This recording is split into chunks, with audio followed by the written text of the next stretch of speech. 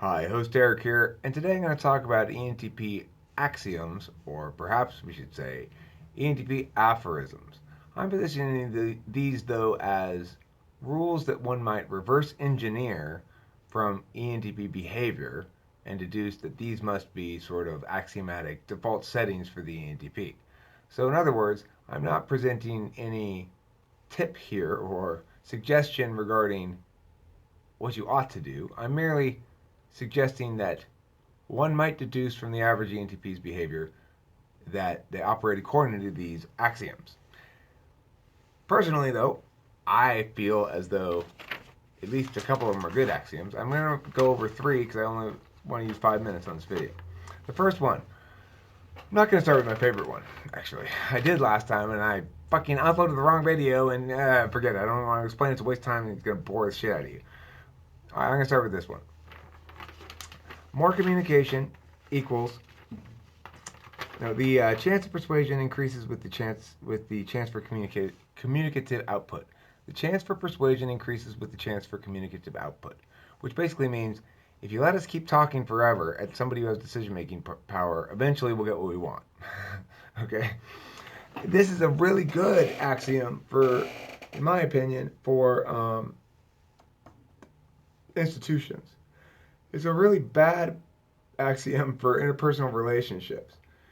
The last thing most relationships benefit from is you going, look, we just need to keep talking this out until I've got it clear exactly what the difficulty of agreement is here, and so I can determine where I am wrong and where you are wrong. Of course, there's always that part, you see.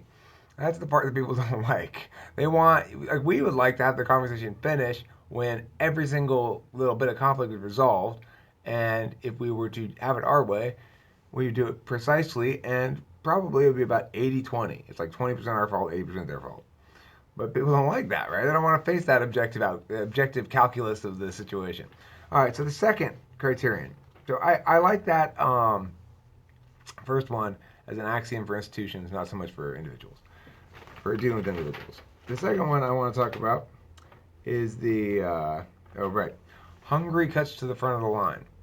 If you're not operating by this axiom, in my opinion, I'm going to go ahead and give it unsolicited advice here. I believe you ought to, because in my personal experience, when I'm hungry, everything else needs to stop and I need to get some food right now. Because when I feel hungry and it starts to bother me, that means I was hungry 3 hours ago.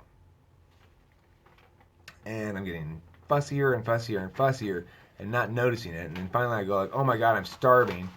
And really, if I'm with a group of people or something, what needs to happen for everyone's benefit is for me to go, I know everyone's whatever we're doing, but everything needs to stop and we need to get me some goddamn food.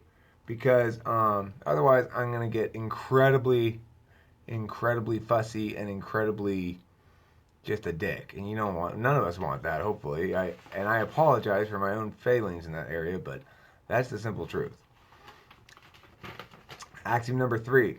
I'll have just enough time for it. My favorite one of these three, anyway.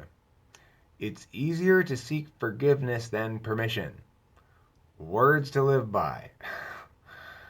Look, there's shitloads of stuff in life that one might want to do. It's totally ethical and a good idea, even probably. And certainly not explicitly a bad idea.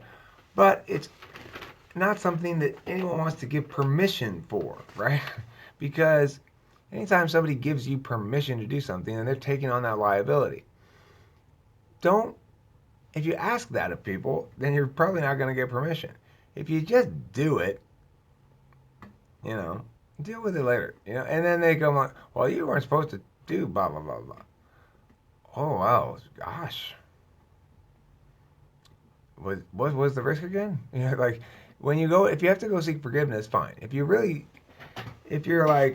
it's a hoop you got to jump through just to please someone with power over you, then just jump through it and whatever. But if there's any wiggle room to fight, then you can start playing like, wow, I just really want to know where I went wrong here. And so if you could just please explain the justifications for these rules so I can be accountable. And, you ham it up and make them fucking justify the shit out of the rule. Anyway, Thanks for watching. Have a pleasant afternoon. This has been host Eric for Talking with Famous People. I'm going to add in a little addendum here at the end, actually. If you're still watching it, if you haven't already hung up because of I said goodbye already. Anyway, I really want to have lots of other voices besides just mine on this channel. It was originally intended as an interview show. I've said this on a couple of videos. I'll say it whenever I think of it. If you want to be on Talking with Famous People as a guest, or if you want to be host whomever and interview somebody and have that go on Talking with Famous People as a guest, as long as you use the Talking with Famous People architecture, the naming protocols and stuff like that, then I would totally love that. That would be fantastic. So if you're interested in collaborating or anything, hit me up. Talk to you later. Bye.